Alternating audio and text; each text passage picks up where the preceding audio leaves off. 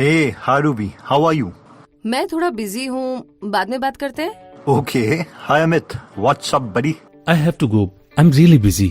See, everybody is busy here, but the real question is, are you productive?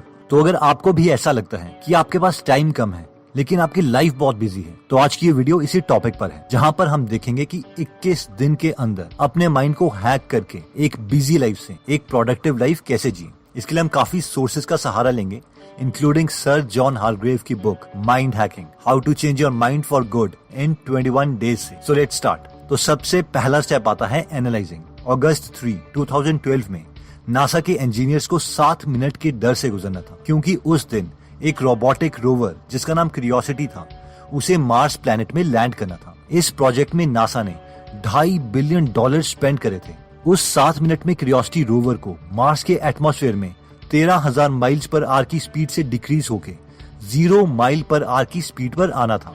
अब क्योंकि अर्थ से Mars तक के सिग्नल के लिए 14 मिनट लगते हैं, इसीलिए क्यूरियोसिटी रोवर को लैंड करते वक्त पहले से सेट कमांड्स को ही यूज करके लैंड करना था।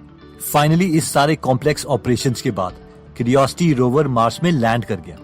ऑथर कहते हैं कि इस रोबोट में कमाल के थर्मोमीटर, कैमरा और सेंसर्स लगे थे, जिन्हें अर्थ में बैठे नासा इंजीनियर्स कंट्रोल कर रहे थे। अगर हम खुद को देखें तो हम भी इस रोबोट की तरह ही हैं। बेशक हमारे पास इस रोबोट की तरह कैमरा या थर्मोमीटर ना हो, लेकिन हमारे पास आंखें हैं, नाक है, कान है और स्किन है, जिसे हमें डेटा मिलता है। अब जैसे क्यूरियोसिटी रोवर के पास माइक्रो प्रोसेसर है, यानी एक चिप है ब्रेन की तरह जो सेंसर्स को कंट्रोल करती है, वैसे ही हमारे पास माइंड है जिसे हम अपने सेंसर्स कंट्रोल करते हैं। लेकिन सवाल ये है कि क्यूरियोसिटी रोवर के माइक्रो प्रोसेसर को कौन कंट्रोल कर रहा था, यानी उसके ब्रेन को कौन कंट्रोल कर रहा था? ऑब्वियसली अर्थ में बैठे नासा इंजीनियर्स। और वैसे ही हमारे माइंड को कौन कंट्रोल करता है, और वो है हम। 21 दिनों में अपने माइंड को हैक करने का सबसे इम्पोर्टेंट कॉन्सेप्ट इससे आता है कि you are not your mind, यानी हम और हमारा दिमाग अलग है। इस कॉन्सेप्ट को समझने के लिए एक सिंपल एग्जांपल लेते हैं। मान लीजिए आप मूवी देखने मूवी थिएटर में जाते हैं। मूवी स्टार्ट होने से पहले आपका माइंड एनालिसिस करता है और सोचता है यार ये मूवी कैसी होगी, और आप एक्साइटेड हो जाते हैं। अब मूवी स्टार्ट होती है और मूवी के डायरेक्शन, सिनेमेटोग्राफी, एक्टर्स की एक्टिंग इतनी अच्छी है कि आप मूवी में ही खो जाते हैं। मूवी के इमोशंस के साथ हंसते हैं, रोते हैं। हम ये भूल जाते हैं कि ये मूवी है और हमें लगने लगता है कि ये रियलिटी। एग्जैक्टली इसी तरीके से हमारा माइंड और हम दो अलग चीजें हैं। जो माइंड सोचता है वो रियलिटी नहीं है, लेकिन हम उसे मूवी की तरह रियल मान लेते हैं और इमोशंस में आ जाते हैं, फ्यूचर या पास्ट के बारे में सोचने लग जाते हैं। इसीलिए हमें अगले 21 दिनों तक एक माइंड गेम खेलनी होगी, और वो माइंड गेम ये है कि जैसे ही हमें इस वीडियो की याद आती है, हमें खुद से सिंपल एक क्वेश्चन पूछना है, और वो है कि मेरा माइंड इस वक्त क्या सोच रहा है। That's it. और सिर्फ ये सोचने से कि हम और हमारा माइंड अलग है, हमारा माइंड हैकिंग का प्रोसेस शुरू हो जाएगा। नेक्स्ट स्टेप एनालाइजिंग में आता है रिक्लेमिंग अटेंशन और रिट्रेनिंग योर कंसंट्रेशन। आइए इसे सिंपल वर्ड्स में समझते हैं। रिक्लेमिंग अटेंशन का मतलब है कि हम कॉन्शियसली दिन में थोड़े टाइम के लिए गेम नंबर 2 प्रैक्टिस करेंगे, जिसका मतलब है कि हम अपनी अटेंशन किसी को भी नहीं देंगे।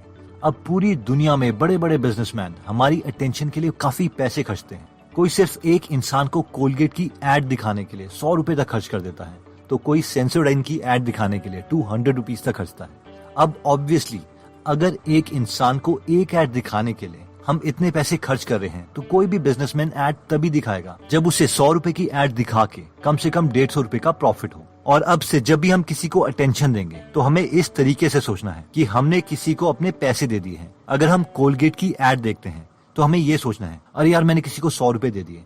सेंसोडाइन की एड देखते हैं तो हमें ये सोचना है कि हमने इन्हें 150 रुपए दे दिए।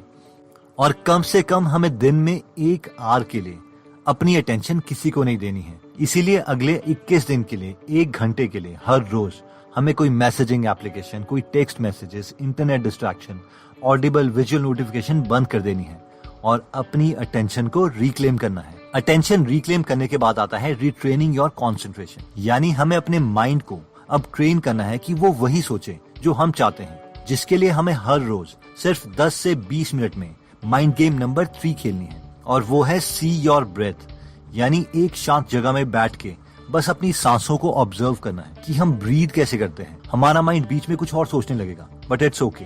लेकिन दोबारा से हम अपने माइंड को टास्क देंगे कि वो ब्रेथ के बारे में सोचे। अब अपना माइंड हैक करने का नेक्स्ट इंटरेस्टिंग स्टेप आता है इमेजिनिंग।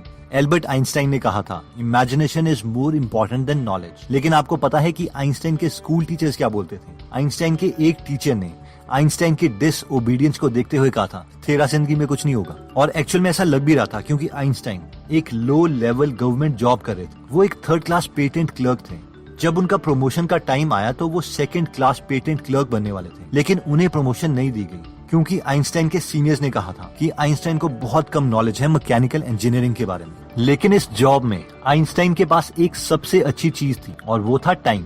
और इस टाइम के साथ उनके पास था दुनिया का सबसे बड़ा टूल, इमेजिनेशन। आइंस्टाइन हमेशा अपने फ्री टाइम में लाइट के बारे में हमेशा इमेजिन करते रहते थे। क्या होगा अगर मैं लाइट के साथ ट्रैवल करूं? क्या होगा अगर मैं एलिवेटर से गिर जाऊं? और इस इमेजिनेशन की वजह से वो दुनिया के नंबर 1 फिजिसिस्ट माने जाते हैं। इसलिए जो भी चीज हम इमेजिन करेंगे हमारे साथ वही होगा। अगर हम इमेजिन करते हैं कि हमारी शादी अच्छी नहीं चलेगी तो वैसा ही होगा। अगर हम इमेजिन करते हैं कि हम एक अच्छी बॉडी शेप अचीव नहीं कर पाएंगे तो वैसा ही होगा। अगर हम इमेजिन करेंगे कि हम रनिंग में अच्छे नहीं हैं तो हमारी बॉडी वैसे ही रिस्पॉन्ड करेगी। अब कई लोग सोचेंगे कि यार ये तो बकवास है। अगर मैं सोचूंगा कि मैं करोड़पति बन जाऊं तो क्या मैं एक्चुअल में करोड़पति बन जाऊंगा? अब ऑब्वियसली ऐसा भी नहीं होगा। लेकिन अगर हम डिटेल में करोड़पति बनने के प्लान्स इमेजिन करते हैं तो माइंड हमेशा एक्टिव स्टेट में रहेगा, और जिस मूवमेंट में हमें कोई पैसा कमाने की अपॉर्चुनिटी दिखेगी तो हम उसे पा लेंगे। और ये साइंटिफिक स्टडीज से प्रूव्ड है। For example, psychologist Laura king ने काफी सारे स्टूडेंट्स लिए और उन्हें 2 ग्रुप में डिवाइड किया, ग्रुप ए और ग्रुप बी।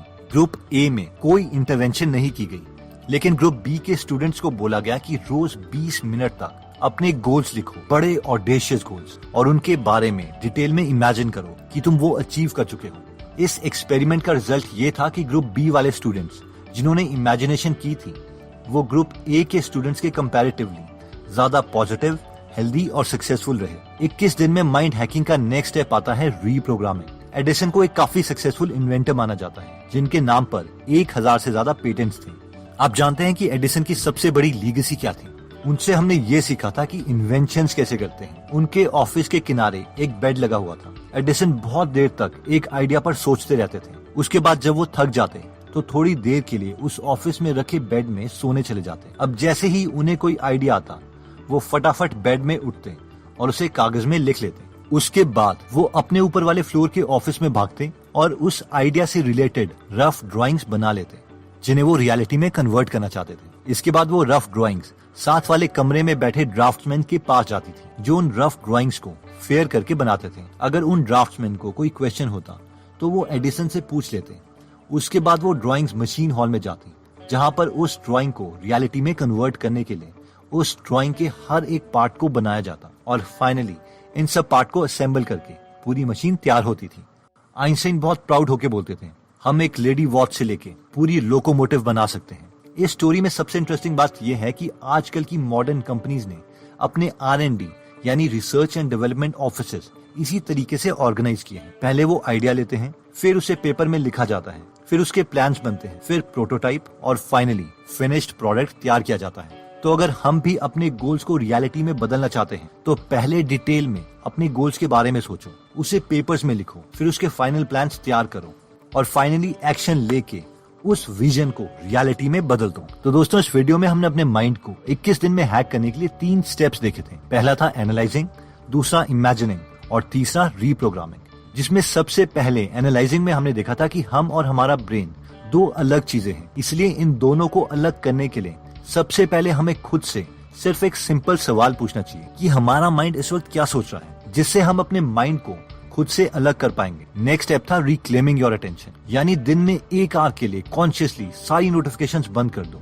और फाइनली था रीट्रेनिंग योर कॉन्सेंट्रेशन, जिसमें हमने देखा था कि अपनी ब्रेथ पर फोकस करने की माइंड गेम खेलो, ताकि हम अपने माइंड को ट्रेन कर सके कि उसे वही सोचना है जो हम चाहते हैं, ना कि जो वो चाहता है। नेक्स्ट स्टेप था इमेजिनिंग, जिसमें हमने देखा था कि हमें कॉन्शियसली डिटेल में वो चीजें इमेजिन करनी है जो हम बनना चाहते हैं। और थर्ड स्टेप था रीप्रोग्रामिंग, जिसमें हमने देखा था कि अपने गोल्स पाने के लिए पहले किसी चीज पर कॉन्सेंट्रेट करो, फिर उस प्लान को रफ पेपर में लिख लो, फिर उसके बाद फाइनल टेंटेटिव प्लान्स बनाओ, और फाइनली एक्शन लेना है ताकि हम अपनी विजन को रियलिटी में कन्वर्ट कर सके। दोस्तों, अपने माइंड को पॉजिटिवली प्रोग्राम करने के लिए एक और बेस्ट मेथड है, और ये है कि हम इस नेगेटिव सोसाइटी में अपने लिए एक ऐसा एनवायरनमेंट क्रिएट करें जिससे हम हमेशा पॉजिटिव आइडियाज अपने माइंड में डालते रहें। अब ऑब्वियसली सवाल ये आता है कि ये हम करेंगे कैसे, क्योंकि कोई ना कोई हर रोज हमारे माइंड में नेगेटिव चीजें डालता ही रहता है। तो इसके लिए हम रेकमेंड करेंगे कि आप बुक्स पढ़ो। अगर सबके सामने बुक्स पढ़ने में हमें शर्म आती है, या फिर हमारी इंग्लिश प्रॉब्लम है, या हमारे पास टाइम नहीं है, तो इसके लिए आप गीगल एप्लीकेशन डाउनलोड कर सकते हो, जहां पर आप हिंदी में फ्री में बुक समरीज सुन सकते हो। इस प्लेटफॉर्म पर 130 से ज्यादा free Hindi book summaries available हैं, जो हम पढ़ भी सकते हैं और सुन भी सकते हैं। अगर आप इस ऐप में इंटरेस्टेड हो तो इसका लिंक हम डिस्क्रिप्शन में दे देंगे। एनीवेज दोस्तों, अगर आपको हमारी मेहनत पसंद आई और अगर आप ऐसी नॉलेजेबल वीडियोस मिस नहीं करना चाहते तो सब्सक्राइब करने के बाद आप बेल का बटन जरूर दबा दीजिए। आप कमेंट करके ये भी बता सकते हैं कि आप नेक्स्ट वीडियो किस टॉपिक पर चाहते हैं। जल्द ही हम आपसे दोबारा मिलेंगे। जय हिंद।